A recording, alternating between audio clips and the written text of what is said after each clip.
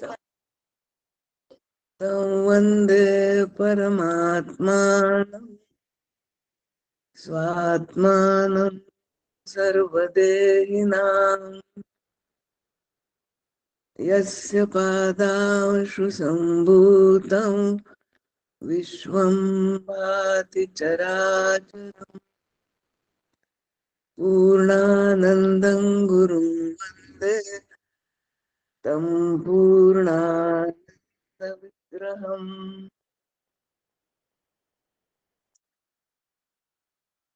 केनोपनिषत् शांति पाठ। आप्यायन्तु ममाङ्गानि वाक् प्राणश्चक्षुश्रोत्रमतो बलमिन्द्रियाणि च सर्वाणि सर्वं ब्रह्मोपनिषदम् माहं ब्रह्म निराकुर्याम् मा ब्रह्म निराकरोत् निराकरणमस्तु अनिराकरणं मेस्तु। तदात्मनि निरतेय उपनिषत्सु धर्मास्ते मयि सन्तु ते मयि सन्तु। ॐ शान्ति शान्ति शान्तिः। अथ प्रथमखण्डः केनेषितं पतति प्रेषितं मनः केन प्राणप्रथमः प्रैतियुक्तः केनेषितां वाचमिमां वदन्ति चक्षुश्रोत्र कौ देवो युनक्ति श्रोत्रस्य श्रोत्रं मनसो मनो यद् वाचोह वाचं स प्राणस्य प्राणः चक्षुषश्चक्षुरतिमुच्य धीरा प्रेत्यास्माल्लोकादमृता भवन्ति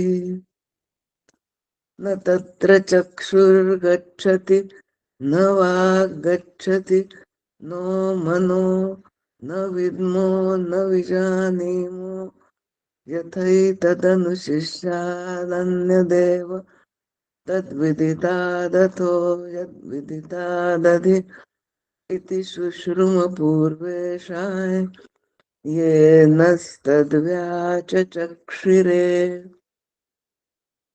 यद्वाचानभ्युदितं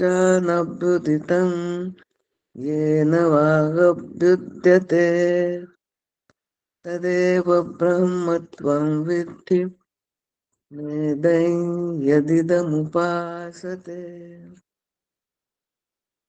यन्मनसा न मनुते येनाहुर्मनोमतम् तदेव ब्रह्मत्वं विद्धि वेदैं यदिदमुपासते यच्चक्षुषा न पश्यति येन चक्षुंषि पश्यति तदेव ब्रह्मत्वं विद्धि वेदैं यदिदमुपासते यच्छ्रोत्रेण न शृणोति येन श्रोत्रमिदं श्रुतम् तदेव ब्रह्मत्वं विद्धि वेदैं यदिदमुपासते यत्प्राणेन प्राणिति येन प्राणः प्रणीयते तदेव ब्रह्मत्वं विद्धि वेदैं यदिदमुपासते इति प्रथमः खण्डः। अथ द्वितीयः खण्डः यदि मन्यसे सुवेदेति दहरमेवापि नूनं त्वं वेत्थ ब्रह्मणो रूपं यदस्य त्वं यदस्य च देवेष्वतनुमीमांस्यमेव ते मन्ये विदितम् नाहं मन्ये सुवेदेति नो न वेदेति वेद च यो नस्तद्वेद तद्वेद नो न वेदेति वेद च यस्यामतं तस्य मतं मतं यस्य न वेद सः अविज्ञातं विजानतां विज्ञातमविजानताम्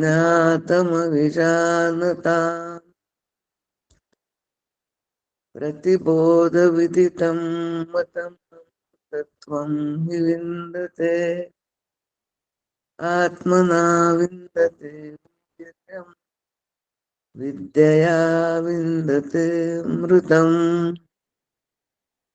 इह चेदवेदीरथ सत्यमस्ति न चेदिहावेदीन् महति विनष्टिः भूतेषु भूतेषु विचित्य धीरा प्रेत्यास्माल्लोकादमृता भवन्ति इति द्वितीयः खण्डः हरिः ओम् श्रीगुरुभ्यो नमः हरिः ओम्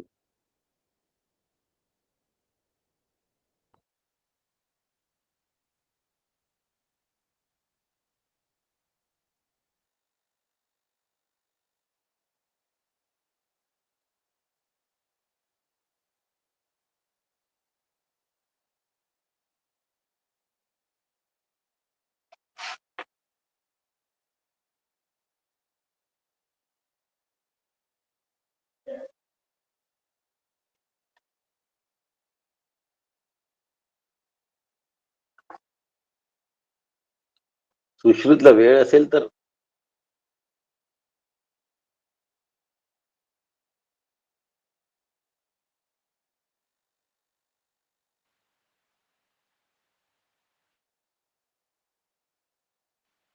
सर तुम्ही आडवे दिसता आहात.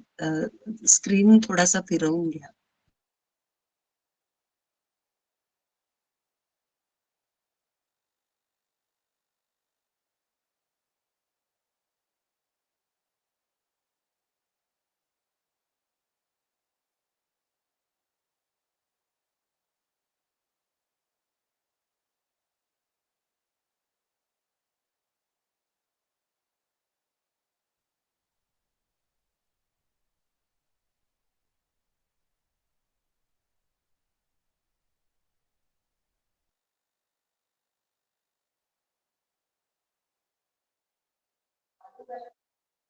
हा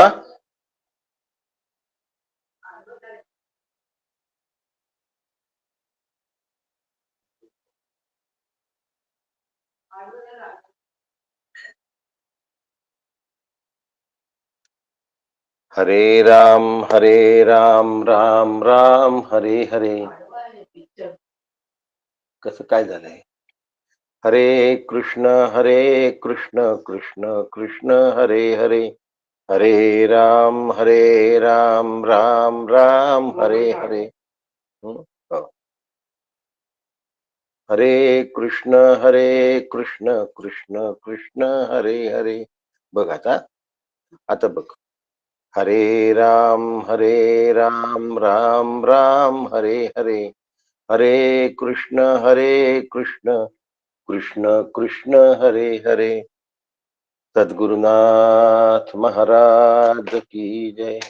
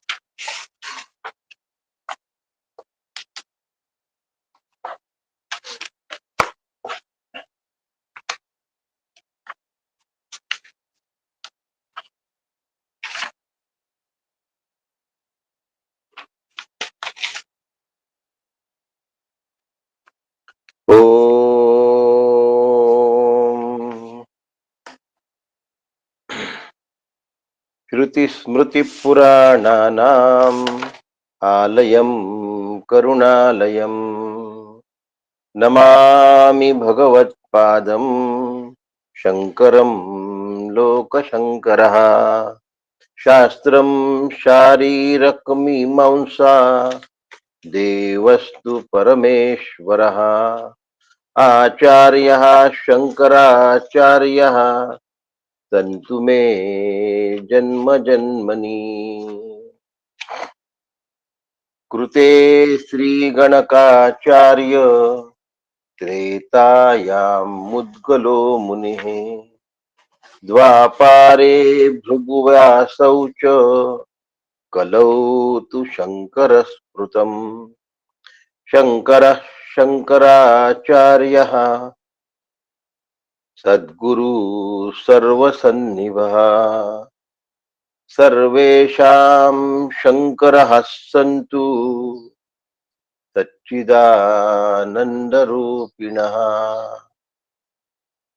ज्ञानदं सद्गुरुं शान्तम् अज्ञानारण्यदाहकम् नमामि भगवत्परमाचार्यं श्रीमत्शङ्करधारिणम् सदाशिवसमारम्भाम् शङ्कराचार्यमध्यमाम् अस्मदाचार्यपर्यन्ताम् वन्दे गुरुपरम्पराम् वन्दे गुरुपरम्पराम् सद्गुरुनाथ महाराज की जय.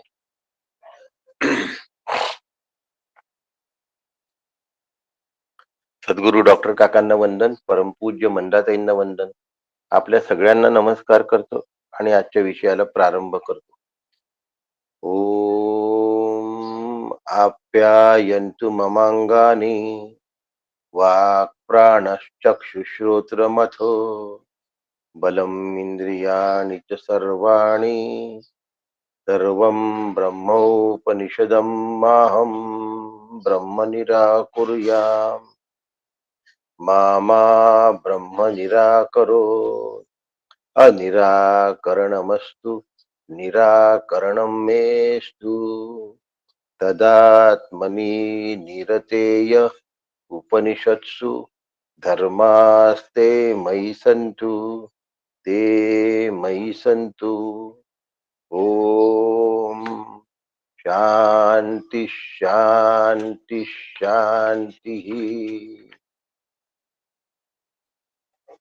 सद्गुरुनाथ महाराज की जय. काल आपण केनोपनिषदातला पहिला श्लोक पूर्ण केलाय आणि आज दुसऱ्या श्लोकाला आपण प्रारंभ करतो. श्रोत्रस्य श्रोत्रम मनसो मनो यत् वाचोह वाचम सौ प्राणस्य प्राणाः चक्षुस्य चक्षुर अतिमुच्च धीराः प्रेत्यास्मा लोकात अमृता भवन्ति. शिष्याने प्रश्न विचारलाय, केने शीतम पतती प्रेषितम मनः केन प्राणाः प्रथमाः प्रीतियुक्तः. आणि त्याला श्री गुरु उत्तर देतात आहे, श्रोत्रस्य श्रोत्रम मनसो मनोयत. याचा पहिले मराठीत अर्थ बघून घेऊ. जो कानांचा कान आहे, जे मनांचं मन आहे, जी वाणीची वाणी आहे, तोच प्राणांचा प्राण आहे व डोळ्यांचाही डोळा तोच आहे असे जाणून धैर्यवान पुरुष संसारापासून सुटून हा लोक पार करून अमर होता.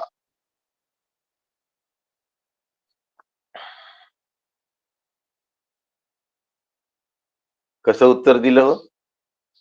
जे कानाचा कान आहे, मनाचं मन आहे, वाणीची वाणी आहे, प्राण्याचा प्राण आहे, डोळ्याचा डोळा आहे. घे. आता शिष्याचा प्रश्न निर्माण झाला. आता शिष्य काय करावं शिष्याला कळेना, पण शिष्य एका उंचीचा होता. आम्ही त्या उंचीचे आहोत का हो?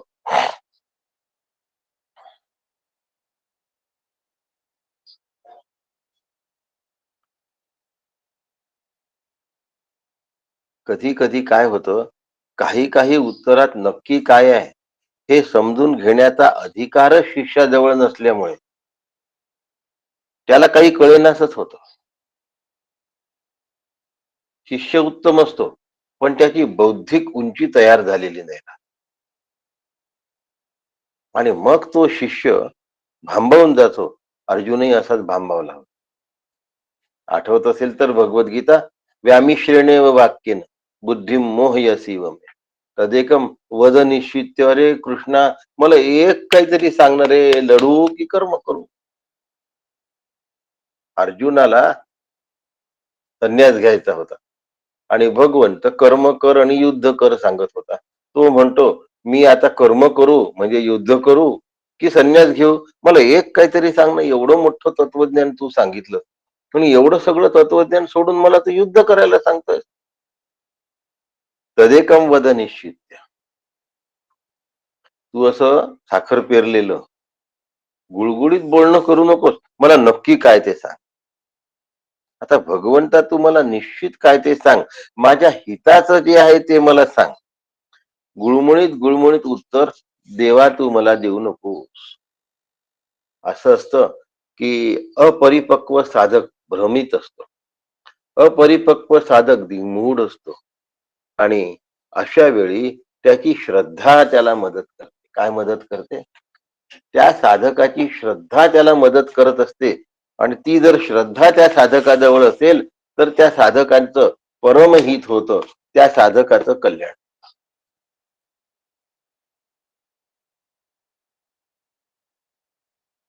श्री गुरु शिष्यावर कृपा करतात, पण ती कृपा पेळण्याची ताकद शिष्याजवळ असली पाहिजे, शिष्याचा अधिकार असला पाहिजे. म्हणून काकांनी केनोपनिषदात, उपनिषद सगळ्यांनाच पेलेल असं समजू नका हो. काकांनी केनोपनिषदात शिष्याच्या अधिकाराबद्दल सांगितलं. शांत आणि शरणागता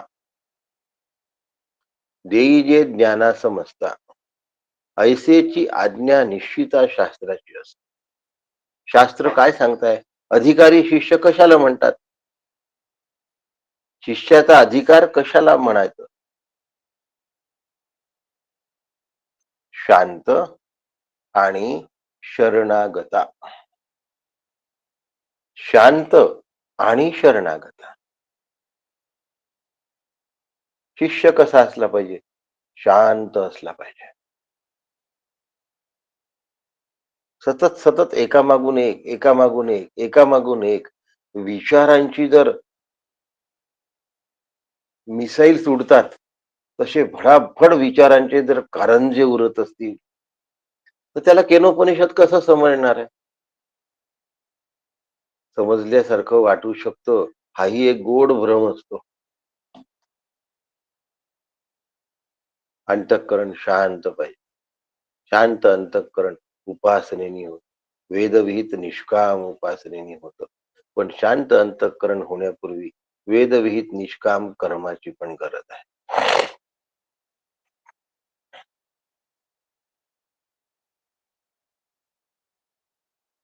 शांततेबरोबर शिष्य शरण येणं हाही एक महत्वाचा भाग आहे. खूपदा तो गुरूंना मोठा मानत असतो, पण श्रेष्ठ नाही मानत. मोठं मानणं ही वेगळी गोष्ट असते आणि श्रेष्ठ मानणं ही वेगळी गोष्ट. श्रेष्ठासमोर ब्र नाही काढता येत आणि उच्चारता येत नाही असं नाही. मनामध्ये सुद्धा श्रेष्ठांच्या वाक्याची अवहेलना केलेली चालत नाही. मनामध्ये सुद्धा. त्याला शरणागत.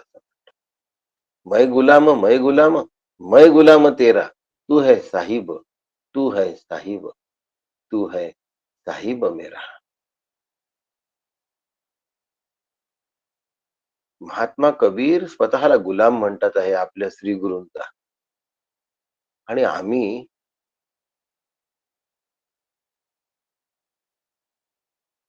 आपली जर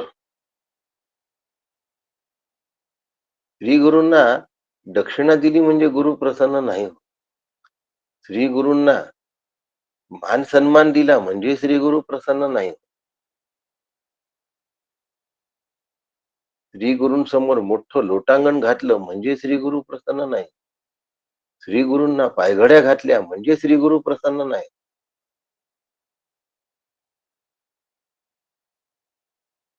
श्री गुरूंना शरणागत झालं तर श्री गुरु प्रसन्न होतात. अंतःकरणाने त्याची शरणागतता ठरल्या जाते. त्याला म्हणतात योग्याय शिष्याय. आचार्यांनी अशा शिष्याला योग्याय शिष्याय असं संबोधलेलं आहे त्यांच्या भाष्यामध्ये.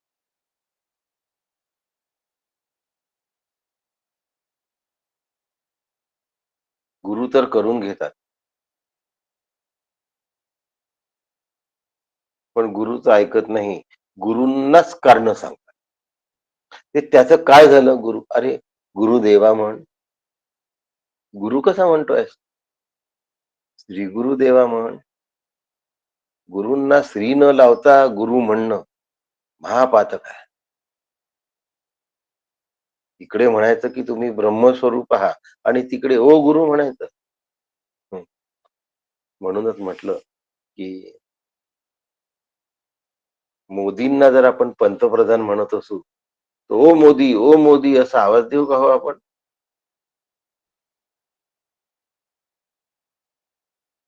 आतमध्ये काय आहे ते दडत नसतं. आणि हे शिष्याच्या जर लक्षात आलं तर तो आदर श्री गुरूंप्रती त्याला तयार करून घेता आला पाहिजे. शिष्याची जबाबदारी आहे, गुरूंची जबाबदारी नाही आहे. ओ गुरु माझ्यामध्ये आदर निर्माण करून द्या ना. कधीच होणार नाही. तुला करून घ्यावं लागणार. आपले श्री गुरु श्रेष्ठ आहे या नुसत्या तोंडाच्या गप्पा करून भागत नाही. तसं वागण्यात आलं. प्रश्न विचारणं सोपं असतं. थोडसे शब्द ज्ञान झालं ना की चटकन माणूस प्रश्न विचार.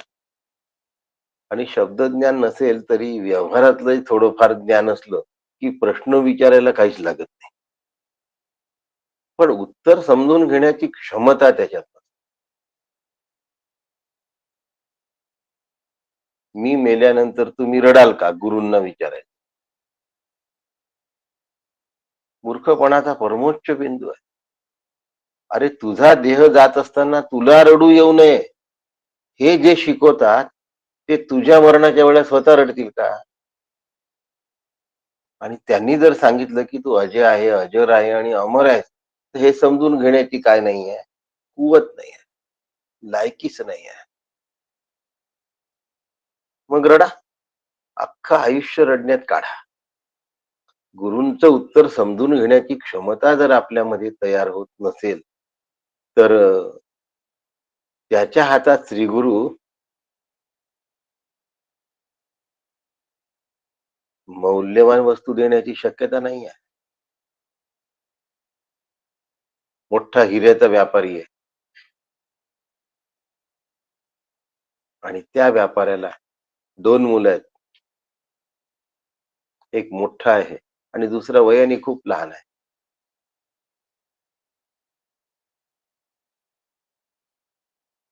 लहान मुलगा कंचे खेळतो, पतंग खेळतो, टिक्कर बिल्ला खेळतो, सागरगोट्या खेळतो.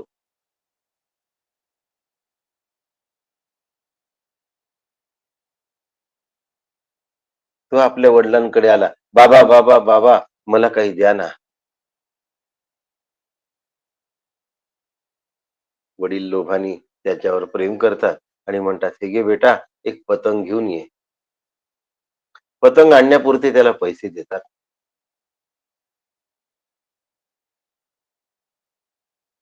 आणि जो मोठा असतो त्याचं व्यवहारात लक्ष असतं. तो म्हणतो, बाबा असं केल्याने आपल्याला एवढा फायदा झाला, तसं केल्याने आपल्याला तेवढा फायदा झाला. अशा पद्धतीने जर आपण आपल्या कारखान्यात माणसं वाढवली तर आपल्याला कोटी रुपयाचा फायदा होतोय. वडील म्हणतात, तिजोरीची किल्ली ठेव, ह्याच्या आत हिरे ठेवलेले आहेत, हे सगळे तुझ्या स्वाधीन कर. लहान मुलाच्या हातात पतंगी पुरता पैसे स्वाधीन करतो, कंचे घेण्यापुरता पैसे स्वाधीन करतो, कारण तिजोरीची किल्ली पेलण्याचा अधिकार लहान मुलाजवळ नाही आहे. आणि जो मोठा मुलगा आहे त्याला व्यापारातलं कळत आहे, त्याला हिऱ्यातलं कळत आहे, त्याला धंदा कसा हाताळायचा हे कळत आहे. त्याच्या हातात तिजोरीची किल्ली देतात, ज्याच्या आत हिरे ठेवलेले आहेत. ज्याचा जसा अधिकार असतो त्याप्रमाणे त्याच्याशी व्यवहार करायचा असतो. आणि हे जर व्यापारी जाणू शकतो तर श्रीगुरू कसे नाही जाणणार. ज्यांना ज्ञानदीप हातात द्यायचा आहे ते कसल्याही हातात देण्याची शक्यता नाही, सक्षम हातातच देणार. शिष्याची शरणागती आहे की नाही, तो साधन चतुष्टय संपन्न आहे की नाही, अहंकाराने, शून्यत्वाने, असंगत्वाने प्रसन्नपणे जगणं त्या शिष्याला जमतंय का हे पाहिल्याशिवाय शिष्य श्री गुरूंच्या परीक्षेमध्ये उतरत नसतो. साधना अंतरंगाने होत असते, बहिरंगामध्ये दर्प असतो. साधकाची योग्यता, साधकाचा अधिकार, साधकाची मनस्थिती, प्रसन्नता, तृप्ती, आनंद, अखंड समाधान. अंतरंग जर ठीक नसेल आणि बहिरंग देखाव्यामध्ये जर तो पारंगत असेल, श्री गुरु त्याच्या हातात नाही देत. श्री गुरु, शास्त्र, संत, परमेश्वर यावर नितांत श्रद्धा असण्याची गरज आहे. शिष्यामध्ये काम, क्रोधादी विकार आणि मलविक्षेपादी दोष हे असता कामा नये. पहिल्यांदा शिष्याने या प्रतिबंधाला दूर केलं पाहिजे. या प्रतिबंधाने अपाय होतात. आपला विषय सुरू आहे की ह्या प्रश्नाचं उत्तर कोणाला कळेल. प्रतिबंधाचे अपाय काय होतात?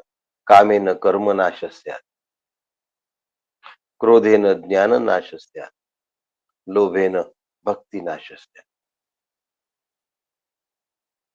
कामाने कर्माचा नाश होतो. मग त्यांनी काय करावं, कसा उपाय काढावा काम काढण्यासाठी, काढून टाकण्यासाठी? मा फलेषु कदाचन. अनासक्ती, असंगत्वानी कर्म करावं. क्रोधेन ज्ञान नाशस्यात्, त्यांनी काय करावं लागेल, आधीपासून विवेक जागा ठेवावा लागेल. आणि विवेक जागा केव्हा राहील? ब्रह्म सत्यम जगन मिथ्या, जीवो ब्रह्मैव नापरः. लोभेन भक्ती नाशस्यात्, त्यांनी काय करावं, जगन मिथ्यत्वाचा निश्चय टिकवून ठेवा. म्हणजे अंतःकरणात लोभ निर्माण होणार नाही. काय आहे होय? काम, क्रोध, लोभ त्रिविधम नरकस्येदम द्वारम नाशनम आत्मन. कामः, क्रोधः तथा लोभः तस्मात् एतत्त्रयं त्यजेत्. काम, क्रोधस्तथा लोभ तस्मात् एतत्त्रयं त्यजेत्.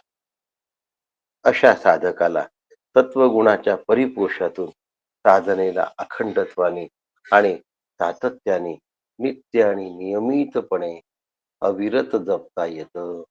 साधकाची साधना अखंडत्वाने सुरू राहते.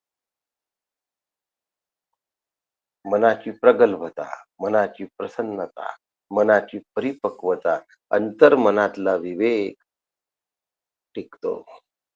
अशा शुद्ध अंतःकरणामध्ये श्रुतींचे अर्थ प्रगटतात, प्रसवतात.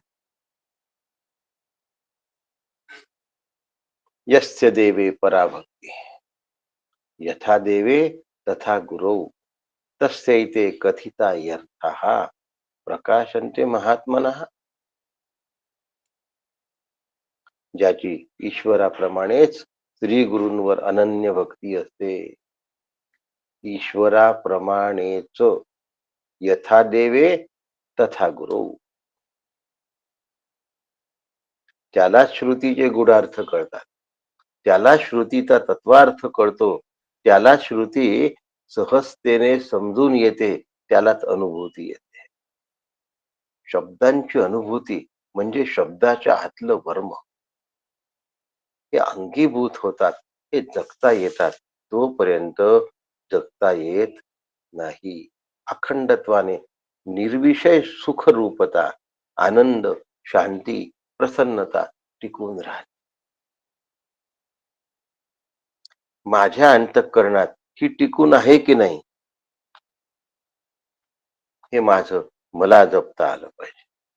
आत्मतत्वाचं पूर्ण ज्ञान असलेल्या आत्मतत्वाचं पूर्ण अज्ञान वा पूर्ण ज्ञान असलेल्यांना आत्मजिज्ञासा उत्पन्न होत नाही. ज्यांना आत्मतत्वाचं पूर्ण अज्ञान आहे त्यांना आत्मजिज्ञासा उत्पन्न होण्याचा प्रश्नच उद्भवत नाही. आणि ज्यांना आत्मतत्वाचं पूर्ण ज्ञान आहे त्यांना जिज्ञासा होण्याचं कारणच काय, कारण की ते ज्ञानरूप झाले आहेत. म्हणजे आत्मतत्वाचं थोडस ज्ञान आणि थोडस अज्ञान ज्यांना आहे त्यांना जिज्ञासा होते. म्हणून किंचित ज्ञाते किंचित अज्ञाते, किंचित ज्ञाते किंचित अज्ञाते आत्मतत्वे जिज्ञासा उपपद्यते. आत्मतत्वाची जिज्ञासा कोणाला निर्माण होते, ज्याला थोडंफार ज्ञान आहे आणि थोडंफार अज्ञान पण आहे. थोडस ज्ञान कळतं आणि बरचस जाणायचं आहे, अशासाठी केनोपनिषद आहे. यात आपण बसतो. थोडस माहिती आहे आणि बरचस माहिती नाही, असा जो साधक, त्याला केनेशितम हा प्रश्न विचारणारा तो साधक आहे. कोण प्रेरणा देतो, सामान्यपणे कोण जाणतो, प्रेरक विशेषत्वाने कोण आहे, हे जो जाणत नाही अशा आत्मजिज्ञासूसाठी श्री गुरु ज्ञान देत आहे. श्री गुरूंचे वैशिष्ट्य खूप आहे बोलण्यासारखं. लोकांचा प्रारंभ आज होईल असं मला तरी वाटत नाही. उद्या करण्याचा प्रयत्न करतो. म्हणून शब्द ज्ञाने अचळू, ब्रह्मानंदे जया डोलू, श्री गुरु जो दयाळू निववी शिष्य. शब्द ज्ञाने अचळू, प्रगाढ शब्द ज्ञान आहे. परोक्ष ज्ञानाची काय झाली आहे, परिपूर्णता आहे. ब्रह्मानंदे जया डोलू, काकांची केनोपनिषदातली ओवी आहे. श्री गुरु जो दयाळू निववी शिष्या, नाथ महाराजांची ओवी सगळ्यांना पाठ आहे. शब्दज्ञाने पारंगतू, ब्रह्मानंदे सदा डुल्लतू, शिष्य प्रबोधिनी समर्थू, यथा उचितू निज भावे. काकांची ओवी आहे. म्हणून शब्दज्ञाने अचळू, ब्रह्मानंदे जया डोलू, श्री गुरु जो दयाळू निववी शिष्या. आपणा सारिखे करीती तात्काळ, नाही काळ वेळ दया लागे. ते मला त्यांच्यासारखे करून घ्यायला एका पायावर तयार आहेत, पण मी त्यांच्यासारखं व्हायला खरंच तयार आहे का?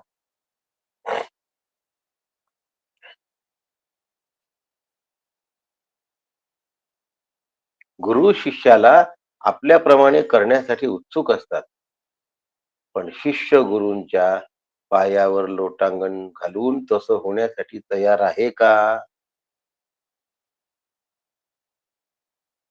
नसतो. गुरु तुमच्यासारखं झालो. का बरं मी गुरु शब्द वापरला? वेडे लोक वापरतात म्हणून, नासमज लोक वापरतात म्हणून. वाक्यही नासमजीतच आहे. मग माझ्या घरदाराचं काय होईल, माझ्या संसाराचं काय होईल? कर मग तुझं चक्की जळत राहा, तू तुझं दात जळत राहा आणि कुत्र पीठ खात नाही. अपरोक्षानुभूती ही शंकराचार्यांची मक्तेदारी नाही, ती माझी पण झाली पाहिजे. कायमस्वरूपी माझ्या अनुभवाची ती व्यवस्था आहे, तशी व्यवस्था झाली पाहिजे. ही करून घेणं माझं काम. परमार्थातली मक्तेदारी ही माझी करून घेतली पाहिजे. आम्ही व्यवहारातली मक्तेदारी आमची करून घेतो, ती घ्यायला परवडत नाही. पण परवडलं, परमार्थातली मक्तेदारी आपली करणं जर परवडलं, तर मग त्याच्यासारखा आनंदाचा क्षण नाही. करतो का हो आम्ही असं?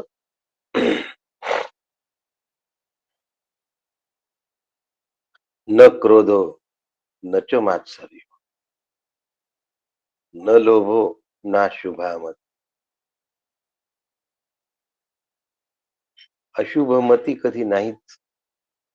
विचार करणार तो नेहमी शुभत्वाचाच करणार. न क्रोधो,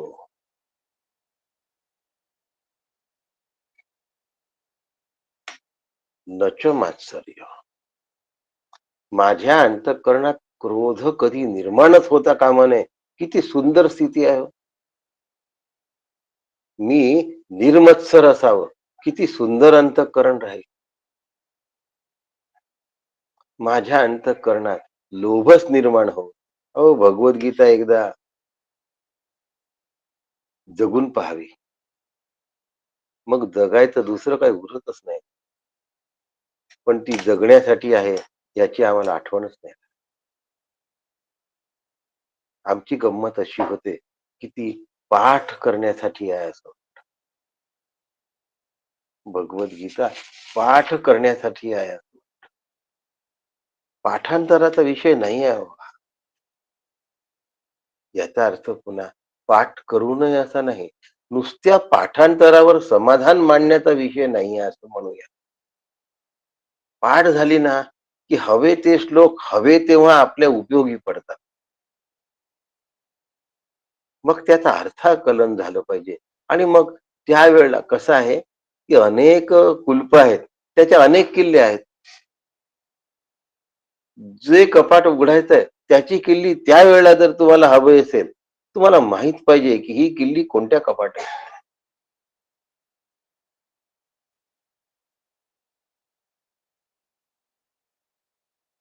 त्याप्रमाणे त्याप्रमाणे आपल्याला काय करायचं आहे, भगवद्गीतेचा कोणता श्लोक कोणत्या वेळी माझ्या उपयोगात येतो हे कळण्यासाठी पाठ असणं उपयुक्त आहे. त्याचा अर्थ समजणं अधिक उपयुक्त आहे. नाही तर अर्थ माहिती आहे पण आता नेमका कोणता श्लोक कुठे अप्लाय करायचा तर श्लोकच आठवत नाहीये. असं होता कामा नये.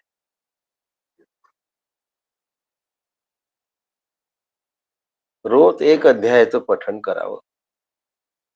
पठण करायला अडचण काय आहे?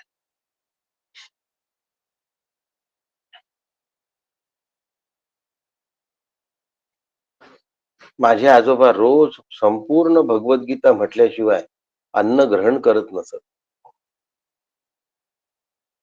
रोज भगवद्गीता, रोज भगवत, पूर्ण 18 अध्याय बरं का.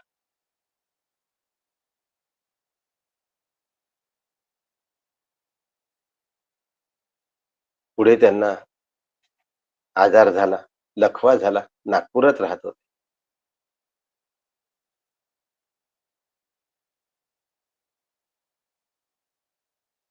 त्यांना म्हणता येत नसे. तर त्यांचे लहान भाऊ गोपालनगर मधून येत असत. एवढ्या दूर आपल्या भावासाठी. आणि त्यांना भगवद्गीता त्यांच्या समोर मोठ्याने म्हणत असत. आणि तेवढी भगवद्गीता म्हणून मग ते घरी जात असत आपल्या, आणि मग हे जेवत असत. तोपर्यंत यांनी अंथरुणावर सुद्धा अन्न घेतलेलं नाही. भगवद्गीता पूर्ण गीता ऐकल्याशिवाय त्यांनी घास नाही घेतला हो.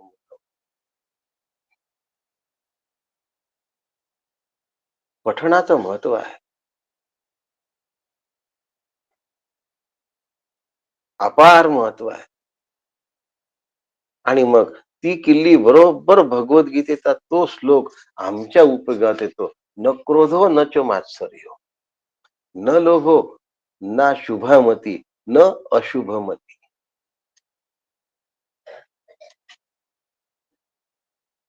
श्री गुरूंनी शिष्याला अत्यंत प्रामाणिकपणे उत्तर दिलंय, पण शिष्य नाही समजून घेत. शिष्य हे समजून घेण्याची आपली पातळी तयार करत नाही. तिथल्या शिष्याबद्दल बोलत नाही, आपल्या ऐकणाऱ्यांबद्दल बोलत आहे. आधी शिष्याचा प्रश्नच नीट समजलेला नसतो, कारण आम्ही ऐकलंच नाही याबरोबर. श्री गुरूंनी नीट सांगितलं तसंच ऐकून घेणं हे खूप कठीण काम आहे. काय म्हणताय? श्री गुरूंनी जे सांगितलं ते तसंच्या तसं नीट ऐकून घेणं खूप कठीण काम आहे.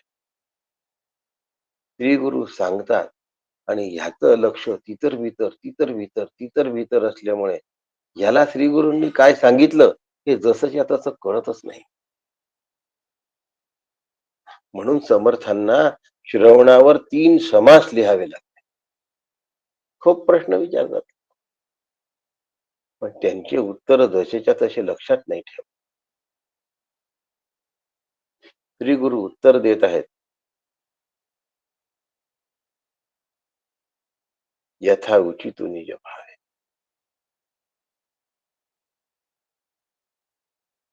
त्यांच्या उत्तरातून माझ्या जीवनाचं कल्याण होणार आहे. माझ्या प्रश्नाची खोली, माझ्या प्रश्नाची दिशा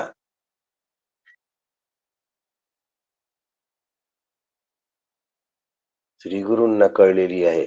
आता श्री गुरु ज्या खोलात उत्तर देतात त्या खोलीमध्ये शिष्याला शिरून उत्तर स्वीकारायचं आहे. उत्तराची गंभीरता, उत्तराची गहनता ऐकून समजून घ्यायची असेल तर सश्रद्ध,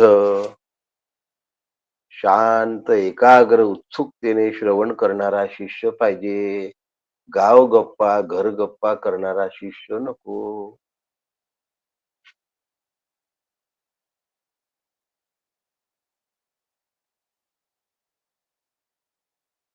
गुरूंची उलट तपासणी करणार.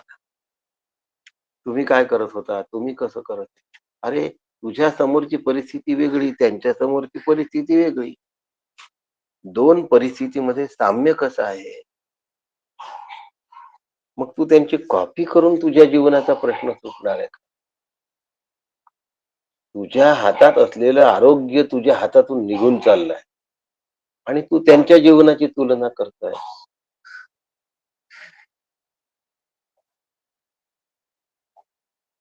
तू झडझडून वाहिला निघ. तू तर याशिवाय दुसरं काही करायलाच नको. ते सोडून गुरु दयाळूपणे श्रेष्ठ तत्वज्ञान पेरायचा प्रयत्न करतात आणि हा हलक्या मनाने कनिष्ठ तत्वज्ञानाचा, कनिष्ठ गोष्टींचा स्वीकार करायला आहे. खूपदा असं असतं की गुरु श्रेष्ठ असतात पण शिष्यांचे विषयच हलके असतात. प्रकांड पंडित षटशास्त्राचं अध्ययन केलेला, विषय दिलाय कुटुंब नियोजन, गुरु दर्जाचा आहे, पण त्यांच्या समोर उभा केलेला प्रश्न अत्यंत निकृष्ट प्रकारचा.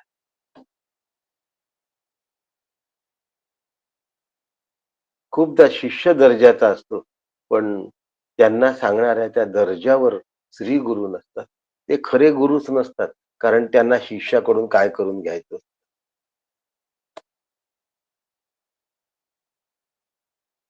काढून घ्यायचं. श्री गुरु दयाळू असतात. शिष्य कसाही असला तरी त्याच्यावर ते दया करतात, त्याच्यावर ते कृपा करतात आणि शिष्याला असं वाटतं माझ्यावरच कृपा झाली पाहिजे, इतरांवर नाही. गुरु माझ्याच घरी आले पाहिजे. अरे दुसऱ्याच्या घरी गुरूंनी जाऊ नये का? त्यांच्यावर गुरूंनी कृपा करू नये का? तुझा मतलबीपणा, तुझा अप्पलपोटेपणा तू कधी सोडशील? आणि तू कोण लागलास? अभ्यास करतोयस? केला असता तर अप्पलपोटेपणा आलाच नसता अंतःकरणात. गुरूंचा प्रश्न समजून घेण्याची कुवतच शिष्याच्या चित्तामध्ये नाही आहे. अशा शिष्यांना श्रोत्रस्य श्रोत्र मनसो मनोयत कसं कळणार आहे?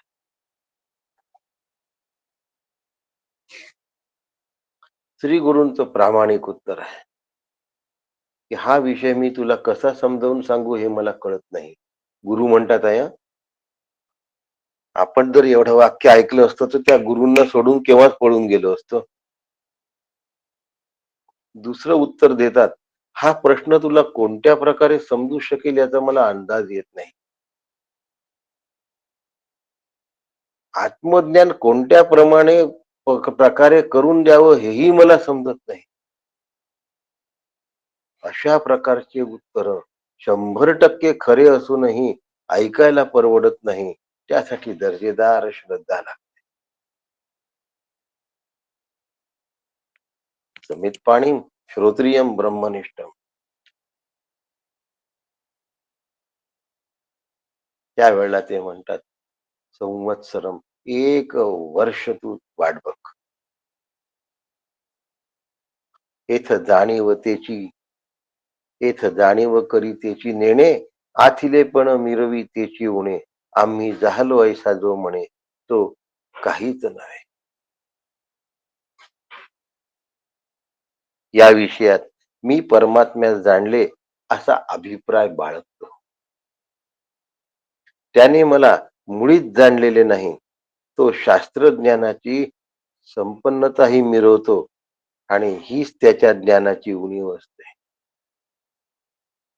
आम्ही काही झालो असं वाटणारा जो शिष्य असतो, तो काहीच झाला नसतो. व्यवहारामध्ये अनुभव नावाची एक चीज आहे. व्यवहारामध्ये कुतूहल नावाचा एक विषय आहे आणि व्यवहारामध्ये अनुभव विषयाची मोठमोठ्या जाणकारात गल्लत आहे.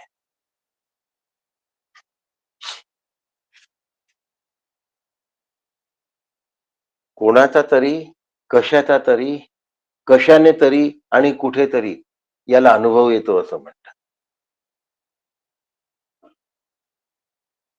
कुणाचा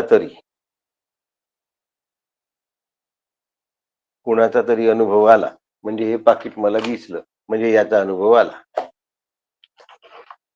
कुणाचा तरी काहीतरी होतं, काय होतं? पाकिट होतं. कशाचा तरी पाकिट आला. केव्हा तरी, सकाळी, दुपारी, संध्याकाळी, कुठे? घरी किंवा दारी. यालाच लोक अनुभव समजतात. अरे या दृश्य अनुभवा व्यतिरिक्तही अनुभवाची काय असू शकते? या दृश्य अनुभवा व्यतिरिक्त सुद्धा अनुभवाचा एक दर्जा असू शकतो. या व्यतिरिक्त अन्य पद्धतीने अनुभव येऊ शकतो. रूढ पद्धतीने बुद्धीला गूढ अर्थ नाही समजू शकत.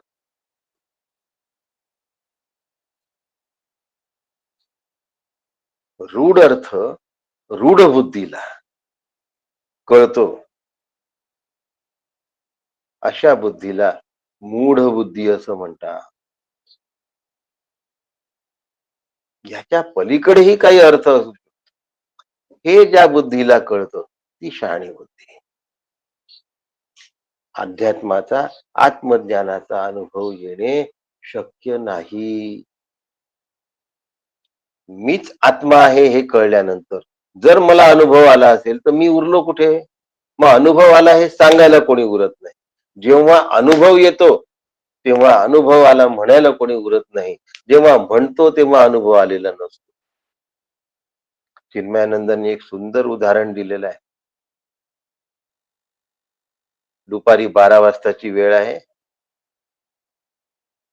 10-12 फूट विहिरीमध्ये पाणी आहे. तिचा स्वच्छ तळ दिसतो आहे आणि त्या तळामध्ये पाटली पडली. त्या विहिरीमध्ये सोन्याची पाटली पडली. आता ज्यावेळी गोताखोर उडी मारून आत जातो आणि त्याला पाटली सापडते, त्यावेळी तो सांगू शकतो का हो पाटली सापडली म्हणून? कारण त्याच्या तोंडात पाणी जाईल. आणि ज्या वेळेला पाण्याच्या वर येऊन तो पाटली दाखवतो आणि मग तोंडाने म्हणतो मला पाटली सापडली, त्यावेळी ती सापडलेली आहे का? नाही. ती सापडली तेव्हा त्याला सांगता आली नाही आणि सांगता येते आहे त्यापूर्वीच ती सापडलेली होती, तेव्हा ती सापडलेली नाही. परमार्थातला अनुभव असा आहे, जीव ब्रह्म आहे हे जेव्हा कळतं तेव्हा मी ब्रह्म आहे हे सांगता येत आणि जेव्हा सांगावं लागतं तेव्हा जीव रूपात यावं लागतं. सखया तुझी येणे उद्देश्य भेटावया जीव उल्हास की सिद्ध भेटी विषकुसे ऐसी अभी है.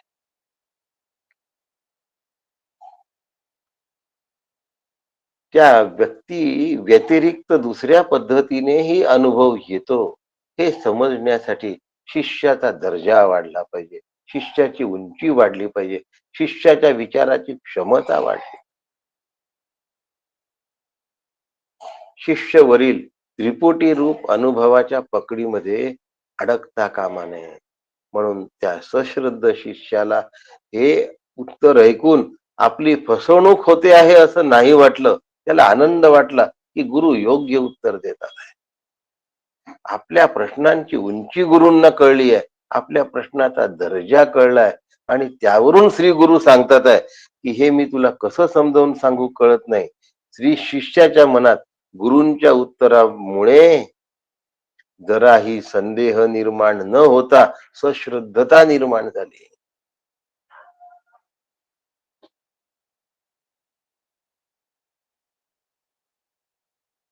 कधी कधी शाळेत शिक्षकांनी समजवलेलं नाही समजत विद्यार्थ्याला, मग त्याचे वडील त्या शिक्षकाची ट्युशन लावून देतात.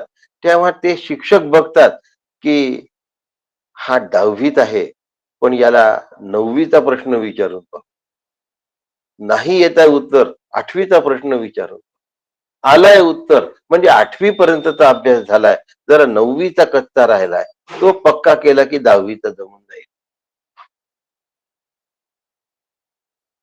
शिष्य कोणत्या स्तरावर आहे हे ओळखण्याची क्षमता श्री गुरूंमध्ये असते, पण गुरूंचा स्तर गाठण्याची उत्कंठा फार कमी शिष्यांजवळ असते.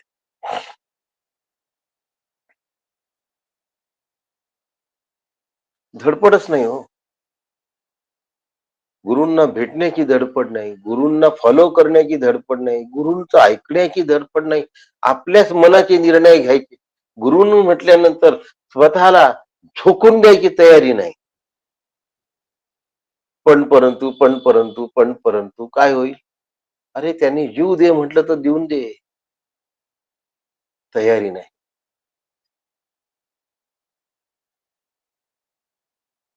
स्वतःच्या देहाला जराही अडचण निर्माण होईल अशी गोष्ट करायची तयारी नाही. प्रचंड देहाशक्ती आहे. उत्तर कसं कळणार आहे?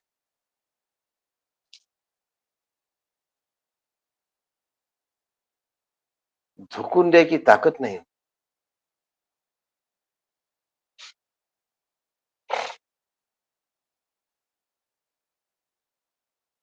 गुरूंकडे जाताना त्रास होतो. अरे त्यांनी तुमच्यासाठी जीव ओवाळला, तुम्हाला नाही आपला जीव ओवाळतायत.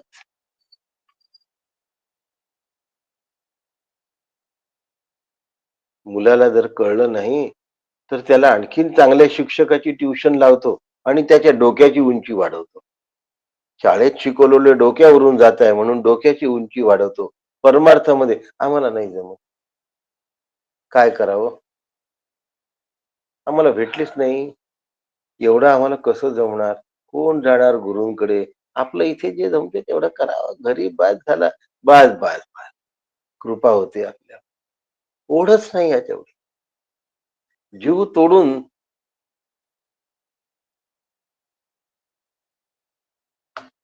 हे समजून घेण्याची पात्रता ज्याच्या अंगात येते त्याला या श्लोकात म्हटलंय अतिमुच्च धीरा प्रेत्यास्मा लोकात अमृता भवन. तो अमृत स्वरूप होतो हो.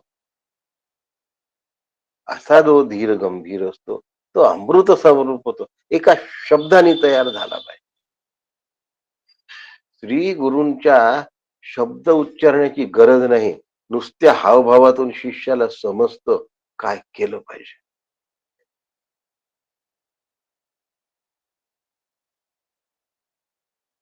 ज्याला सांगूनही समजत नाही, करतोय ना हो आम्ही अभ्यास, पण आम्हाला कळतच नाही. असं कसं कळत नाही?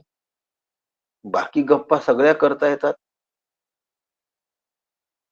सगळ्या चॅनलवर भराभरा, ग्रुप्सवर भराभरा सगळं लेखन बिखन करता येतं, आणि अभ्यासाचं लिही म्हणलं की हात दुखतो. कळत कसं नाही तुम्हाला? गुरूंच्या नुसत्या कटाक्षाने कळायला पाहिजे. शब्द सांगण्याची गरज आहे का हो गुरुंना? शब्द उच्चारण्याची गरज आहे का हो?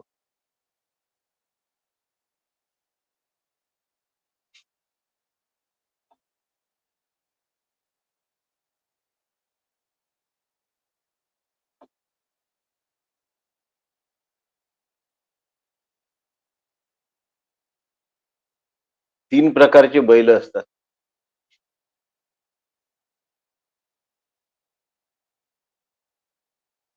तुम्ही म्हणाल बैलांचे प्रकार आता काय करायचंय, सांगतो.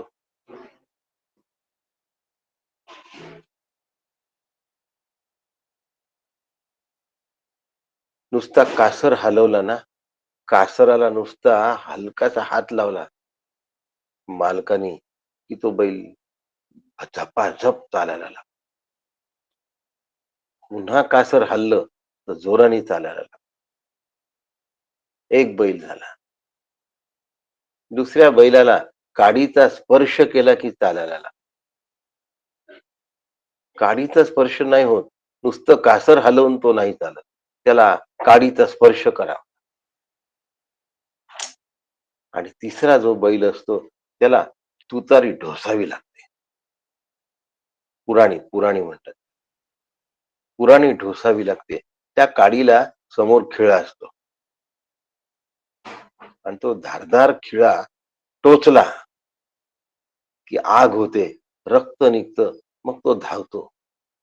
आग होणं थांबलं की तो पुन्हा हळूहळू चालतो. त्याला पुन्हा डोसावं लागतं, पुन्हा रक्त काढावं, पुन्हा आग होईपर्यंत धावतो, पुन्हा हळूहळू चालतो. एकाला म्हणतात मंद, एकाला म्हणतात मध्यम आणि एकाला म्हणतात तीव्र. मी कोणत्या गतीचा साधक आहे, माझं मी ठरवा.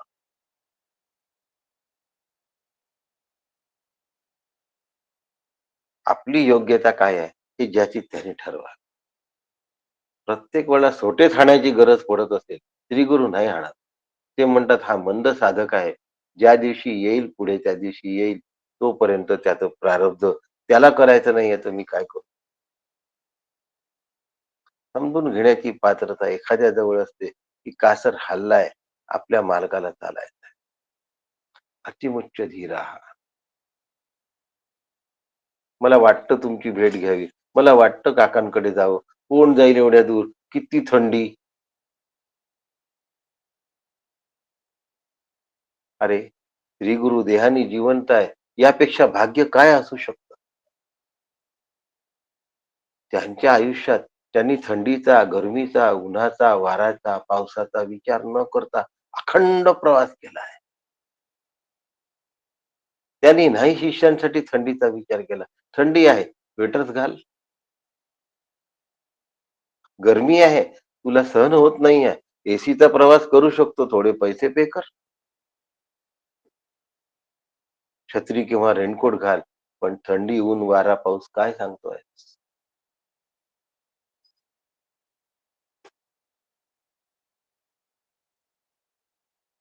वैराग्यालाही धैर्य लागतं. धैर्याशिवाय वैराग्य टिकवता येत नाही. अंगावर बेतल्यानंतर ज्याचं वैराग्य टिकतं तेच खरं वैराग्य असतं. अंगावर न बेतता वैराग्य तर कोणाचंही टिकतं.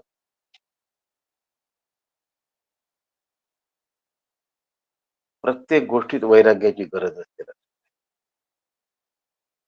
साधा सचिन तेंडुलकर किंवा विराट कोहली उगाच मोठे नाही झाले.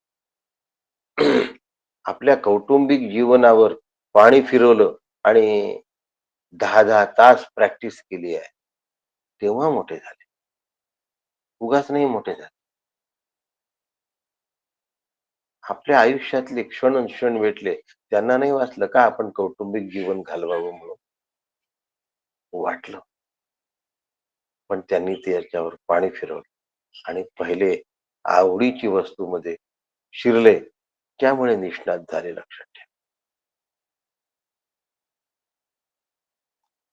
विवेकाची साथ असेल तर परमार्थाची वाटचाल सोपी होते.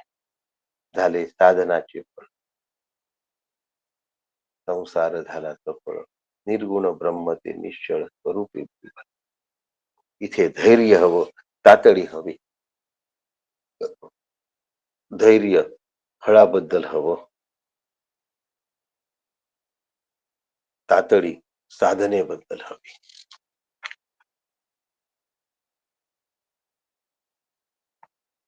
तातडी वैराग्याची हवी, तातडी अभ्यासाची हवी.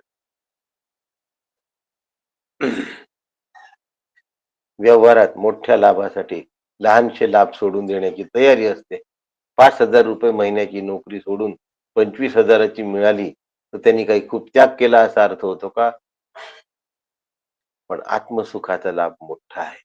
यल लाभान न परा लाभो, यत सुखान न परम सुखम, यद ज्ञात्वा न परम ज्ञानम, यल यद्दत ब्रह्मत्तेव धारय. आत्मबोध. यद दृष्ट्वा न परम दृष्टवम, यद भूत्वा न परम भुवा, यद ज्ञात्वा न परम ज्ञेयम, तद ब्रह्मैत्येव धारय.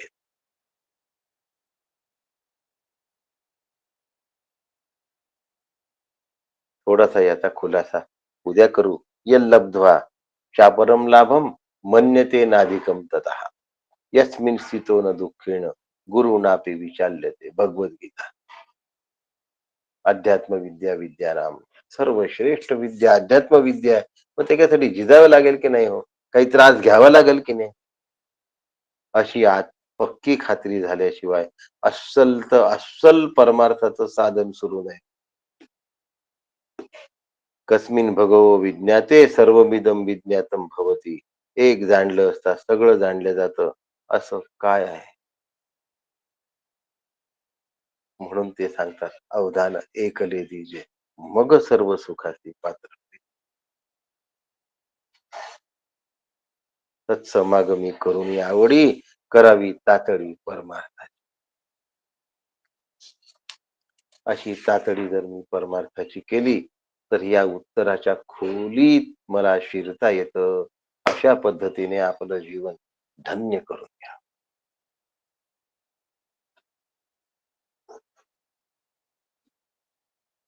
आज आपण या ठिकाणी थांबूया. उद्या आपण पुढची वाटचालीला लागू. आपल्या जीवनात ते वैराग्य येऊ, आपल्या जीवनामध्ये त्या उंचीसाठी ती तयारी हो, एवढी सद्गुरु चरणी प्रार्थना करतो आणि थांबतो. रामकृष्ण हरी. रामकृष्ण हरी काका. रामकृष्ण हरी. रामकृष्ण. रामकृष्ण हरी. रामकृष्ण हरी काका. रामकृष्ण हरी. रामकृष्ण हरी काका. रामकृष्ण हरी. रामकृष्ण हरी माऊली. हो, रामकृष्ण हरी. रामकृष्ण हरी काका. रामकृष्ण हरी. रामकृष्ण हरी. रामकृष्ण हरी. रामकृष्ण हरी माऊली. रामकृष्ण हरी काका. हो, रेकॉर्डिंग बंद करायचं आहे. रामकृष्ण हरी.